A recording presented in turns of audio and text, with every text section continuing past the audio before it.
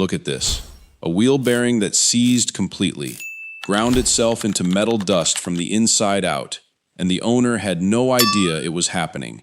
Not because they skipped the maintenance schedule, not because they forgot to grease the deck spindles, but because they greased every point they knew about and never once touched the 5 points they didn't. 5 spots that aren't in the quick start guide. 5 spots that manufacturers quietly skip in the standard checklist. 5 spots where factory grease dries out after just 2 seasons.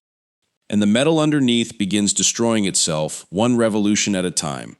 Today I'm showing you exactly where all 5 are, how to find them, what happens inside when they run dry, and the specific grease that actually survives wet grass, morning dew, and power washing when everything else washes away. Stay with me, because point 3 has a zerk fitting so well hidden that most owners have never seen it in years of mowing with the machine. And point 5 is the step that determines whether you can remove a wheel in 5 minutes or need a torch and an hour of frustration. First, one number that reframes everything. Most zero-turn mowers have between 12 and 18 grease points total. Most homeowners know about 3. The deck spindles, maybe the caster pivots, and that's it. The other 9 to 15 points sit dry, season after season, building heat, building friction, building the repair bill that eventually arrives without warning. A retired tractor engineer described exactly why this happens. Grease is pumped into spindle housings to displace water that finds its way inside through condensation and power washing. Not just to lubricate, to displace. Because moisture is what starts the corrosion cycle that ends a bearing, and the points most homeowners miss are the ones where moisture accumulates first. Point 1. The front caster pivot. The death wobble nobody explains. Here's what most homeowners grease on the front casters. The wheel hub fitting. Here's what most homeowners never touch. The vertical pivot fitting on the yoke. They're different components. They do different jobs. And neglecting one while servicing the other is the reason front-end wobble develops on mowers that look perfectly maintained from the outside. Here's the physical reality of what's happening inside that pivot. The caster yoke is the forked bracket that holds each front wheel and allows it to swivel freely as the machine turns. At the top of that yoke is a vertical spindle. That spindle rotates inside a housing on the machine's frame. That rotation point has a grease fitting, usually a zerk on the top or side of the yoke, specifically designed to be serviced. And here's what gravity does to that fitting's grease supply. The pivot is vertical. Gravity pulls grease downward. Centrifugal force during mowing throws it outward. Between the two, the upper bearing race runs out of grease first. The lower bearing holds grease longer because gravity is working in its favor. The upper race runs dry. The upper race starts wearing. And the wobble you feel in the front end of the mower, that shimmy you thought was a tire issue, is the upper caster pivot bearing failing from the top down. The fix is straightforward. Lower the deck fully so you can access the top of each caster yoke. Clean any grass and debris from around the fitting. Packed clippings hide zerks completely on mowers with any hours on them. Connect a grease gun loaded with Nilgi Grade 2 grease. Pump until you see fresh grease beginning to appear at the base of the pivot. That new grease pushing the old grease out is your confirmation that the cavity is full. On the grease type, standard multi-purpose lithium grease works, but a calcium sulfonate NLGE2 grease works better in outdoor conditions. Here's why. Standard automotive grease uses lithium complex thickeners. When that thickener gets wet repeatedly, it absorbs moisture, loses structural integrity, and the base oil separates from the thickener. Calcium sulfonate doesn't absorb moisture the same way. It maintains its structure through wet conditions.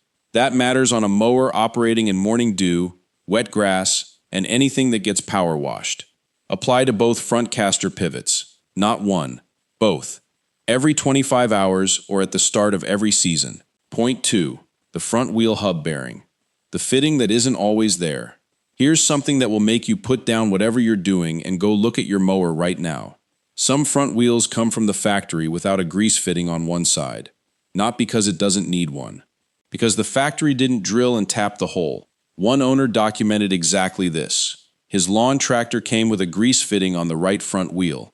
The left front wheel had no fitting at all. Not even a hole drilled for one. Quality control on the assembly line failed. A drive-in zerk fitting, available at any hardware store for under $2, can be installed by drilling a hole and driving the fitting in. But you have to know to look for it first. So here's what to do right now. Look at each front wheel where the hub meets the spindle shaft. There should be a small nipple fitting, the zerk, somewhere on the hub. If you find one on each side, good. If you find one on one side and nothing on the other, you have a dry hub that has never been lubricated. If you find fittings on both, use a grease gun and pump until fresh grease pushes out around the hub seal. Stop when you see it emerging. Overfilling pushes against the seal from the inside. A blown seal lets moisture and debris in directly. 2 pumps of a standard grease gun handle is usually sufficient on a front hub fitting. Not 20 pumps, 2. Point 3. The rear hub zerk, the one most people have never seen. This is the one, the fitting that's been on your machine since the day you bought it. Covered in packed grass, hidden behind the inner rim wall, pointed in a direction that makes it invisible from every normal viewing angle. Most owners have never seen it. Some have owned the same machine for 5 years and still don't know it exists. Here's where to find it. Park the machine on a level surface. Get down low and look at the rear wheel from behind the machine. Not from the side, from behind. The rear hub zerk on most riding mowers and zero turns is recessed behind the inner face of the rim. It faces backward or inward, or at an angle that makes it essentially invisible unless you're specifically looking for it. Clean the area completely before you look. Packed grass and debris can fill the space around the fitting so completely that even a thorough visual inspection misses it until the material is removed. A long-reach grease gun coupler, a flexible extension that attaches between the gun and the zerk, lets you reach the fitting without removing the rear tire. This matters on heavy rear tires where dismounting isn't something you want to do every 25 hours. Here's what happens when this fitting runs dry. The rear hub contains the bearing that allows the wheel to rotate on the axle. When that bearing loses lubrication, the inner bearing race begins seizing to the axle shaft. Slowly at first, a slight resistance, then more resistance, until the bearing race and the axle shaft begin rotating together as one unit. Forum mechanics describe this as the drive axle welding itself to the wheel hub through corrosion. At that stage, removing the rear wheel requires heat. Sometimes a bearing puller, sometimes significant force, and sometimes the hub itself is damaged in the process. What should have been a 30-second greasing with a flexible coupler becomes a $200 rear hub replacement. Service this fitting every 25 hours, or at minimum at the start and midpoint of every season. Point 4. The steering sector gear. The lapping compound problem nobody talks about. Follow the steering wheel shaft downward through the machine. At the base of that shaft, where it connects to the steering linkage below the frame, is a partial gear, the steering sector gear.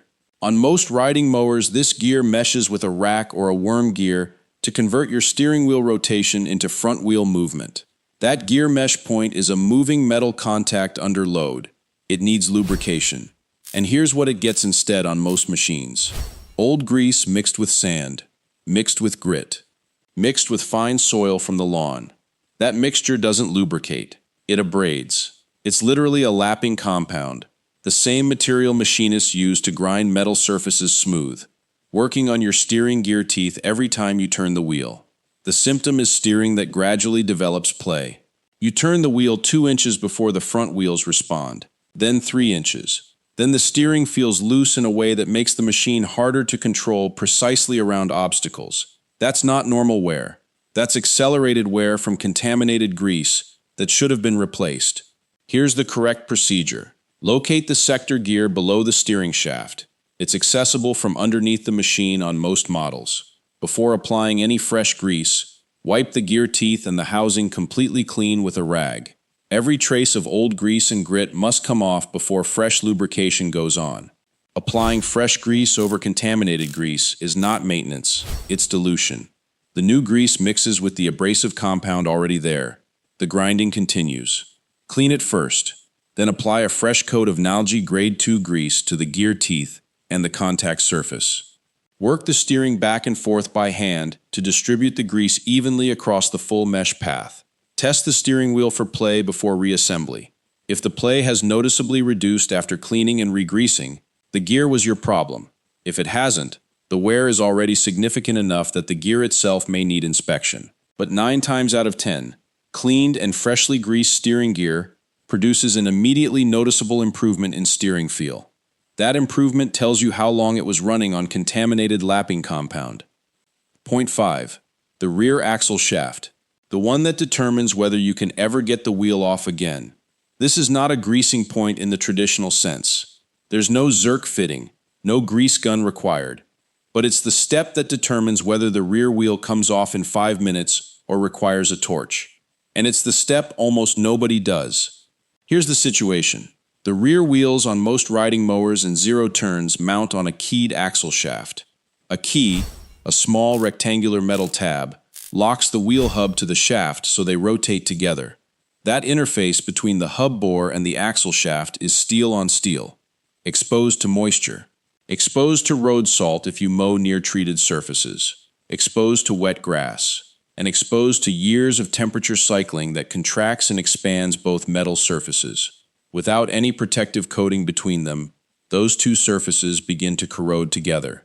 Not dramatically, not immediately, but slowly, season by season, rust forming between the hub bore and the shaft surface, locking them together. Owner testimony from the My Tractor forum describes it exactly. Never Sees is ideal on keyed rims of lawn tractor rear axles because they usually weld together with rust. Sometimes permanently, in just a few years. The fix is anti-seize compound. Not grease, not oil. Anti-seize. It's a paste that contains metal particles, usually copper, nickel, or zinc, suspended in a carrier. When applied to the axle shaft before the wheel is reinstalled, it fills the microscopic gaps between the shaft surface and the hub bore. It prevents the direct metal-to-metal contact that starts the corrosion cycle. And even when it eventually dries out, it continues to prevent corrosion bonding, because the metal particles in the compound maintain a barrier between the two steel surfaces. Apply a thin coat of anti-seize to the exposed axle shaft surface before sliding the wheel back on. The key goes in dry. The shaft surface gets the anti-seize. Reinstall the retaining bolt or cotter pin to the manufacturer's torque specification. Do this every time the rear wheel comes off for any reason, and once per season on machines where the rear wheels haven't been removed. The 5 minutes this takes is the difference between the wheel that comes off cleanly in 3 years and the one that requires heat, force, and profanity. The shake test, and the maintenance schedule that actually works. Before reassembling anything, perform the shake test on every wheel you've just serviced. Grab the wheel at the 12 and 6 o'clock positions. Rock it firmly. There should be no play at all. Zero vertical movement. Any play means a bearing that hasn't seated properly in its grease bed, or a bearing that was already worn before you started. Then grab the wheel at 9 and 3 o'clock. Rock it again. Same result. Zero play. Horizontal play indicates loose hub hardware or a worn outer bearing race. Either condition needs correction before the machine goes back to work. A wheel that passes the shake test is properly seated and properly lubricated. One that doesn't is telling you something was wrong before you touched it. Now the schedule. Forget the calendar. Base it on conditions. Mowing in wet grass after morning dew, operating through irrigation overspray, power washing the machine regularly. Any of those conditions accelerates grease washout in every bearing and pivot on the machine. In high moisture conditions, service all 5 points at the start of the season. Service them again at the midpoint, and inspect every fitting after any session where the machine ran through standing water or got pressure washed. Water washout doesn't look like a bearing problem immediately. It looks like progressively heavier steering, a slight wobble that wasn't there before, a sound that comes and goes. By the time it sounds serious, the damage is already done. 5 points. A tube of Nilgi Grade 2 grease, a long-reach coupler for the rear hub, a small tin of anti-seize for the axle shaft, and 25 minutes. That's the entire job. That's what separates the machine that comes apart cleanly at 10 years from the one that destroys a wheel bearing every other season. The bearings aren't cheap, the grease is, and the difference between using it and not is 5 points most people have never touched. Now they know where they are.